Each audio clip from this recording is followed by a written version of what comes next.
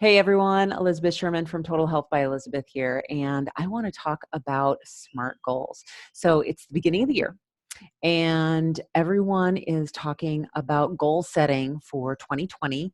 And if you've been around with me for any length of time, you probably know that I've been huge on SMART goals. But I've recently changed my tune on this. Like I've changed my tune on a lot of things health related over the past year. And so let me talk about that. So SMART goals, SMART is an acronym for a type of goal setting. So when you set goals after New Year's, a lot of people come up with ambiguous goals like I want to lose weight, or I want to start running, or I want to feel better, I want to be healthier, or things like that. And so the question always becomes, how do you know when you are healthier, or how do you know when you are more fit, or how do you know when you've lost the weight that you want to lose? And so by going through and creating SMART goals and following this format, you are more likely to adhere to your goals or know exactly when you've reached it. So within SMART goals, the S in SMART stands for specific. So in a goal of, I want to lose body fat, for example, versus I want to lose weight. So weight could be muscle, it could mean a limb, or it could mean, hair. So when we want to lose weight, we typically mean that we want to lose body fat. The R in SMART goals, or I'm sorry, M is the next letter. M is measurable. So I want to lose 10 pounds of fat. I want to lose 50 pounds of fat, so on and so forth. Okay, so making it measurable. How do you know when you've gotten there? Now, A is achievable or actionable. And I like actionable a little bit more than achievable. And I'll tell you why in just a second. Actionable means that you can't set SMART goals for someone else. You can only set them for yourself. So, for example, I can't say that, I want to have my child clean up their room every day. Okay. But I can say that I want to be neater, or I want to, get in the habit of cleaning up my room or making my bed every day. And then the R in SMART goals is realistic. So, what is actually achievable? And the last one is time bound. So, within a specific period of time. So, what's realistic for us to achieve in that period of time? And so, this is actually where I want to challenge us in terms of setting goals. And I think that, as an adult, we've grown into this. Well, first of all, we've stopped dreaming.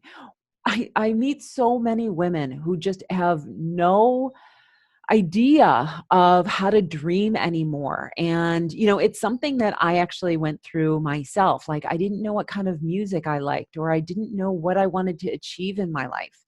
And the same is true for adults. I think that we kind of step on other people's dreams. Like, and I used to do this as a trainer too. Like, if someone came to me and said, Elizabeth, I want to lose, 50 pounds in 6 months, I would be like, oh, are you sure you want to do that? Are you sure you can? And it comes from a very pure sense in that, we don't want people to go out and fail and feel bad about themselves.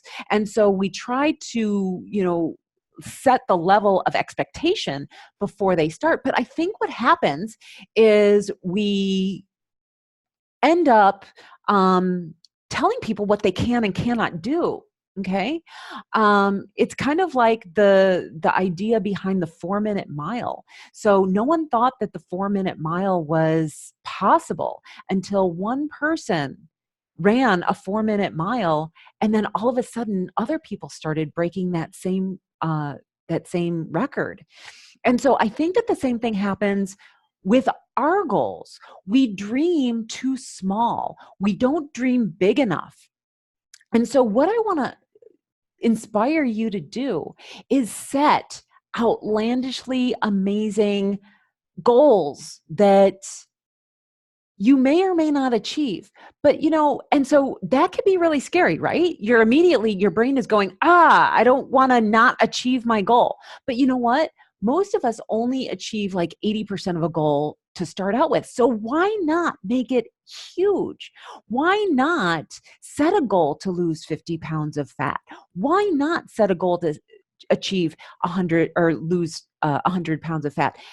If you're going to get 80% of that, then you've already lost 40 pounds, which is a hell of a lot better than not going out and actually achieving that goal or setting out to achieve the goal.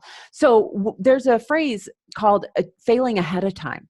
And what that means is that when we set a goal and we're afraid of failing, we fail ahead of time by not going out and actually doing it. And so, I don't know, I've totally changed my thought process around failure, in that I would rather fail by not actually accomplishing what I'm doing, because I'm probably doing some good in order to get to that goal, than failing by not even trying. Because when we fail by not even trying, we live a small life. And I don't want that for myself. I don't want that for any of you. Okay. And so what's the worst thing that can happen? And the worst thing that can happen is actually a feeling. And that feeling is that other people are judging us. But here's the thing, that we can't actually feel other people's feelings. We can only feel our own feelings. And so when we think that other people are judging us, we don't know that they actually are. In fact, most people are probably not even paying attention to us. We're feeling that judgment of ourselves. And so if I can inspire you to make an enormous goal, but not see it as failure if you don't get to the end of what you had envisioned, but rather see the progress. Because if I have a goal for losing, again, let's say 50 pounds, and I lose 40, isn't that still a heck of a lot better than I'm doing right now? So in 2020, well, for the past several years, I've been setting up a mantra for every year. And this year, my goal or my mantra is to fail. And I know that that sounds terrible and uncomfortable and awful, but here's my thought process behind it. And that is, if I set goals that are so large that I fail at them, chances are pretty high that I'm actually going to accomplish something in my process of achieving that goal. So I'm probably going to be a heck of a lot closer to where I want to be in 1 year than I am if I set small goals that are achievable but are keeping me small. Okay? So I want to hear from you. I want to hear if I've inspired you to set just an impossible goal, something that is so large that it freaks you out to do it. And I want to hear from you about what it is, and I want to be able to support you and cheer you on. So I hope I've inspired you to do something a little bit different this year. That's all I have for you today. I'll talk to you later.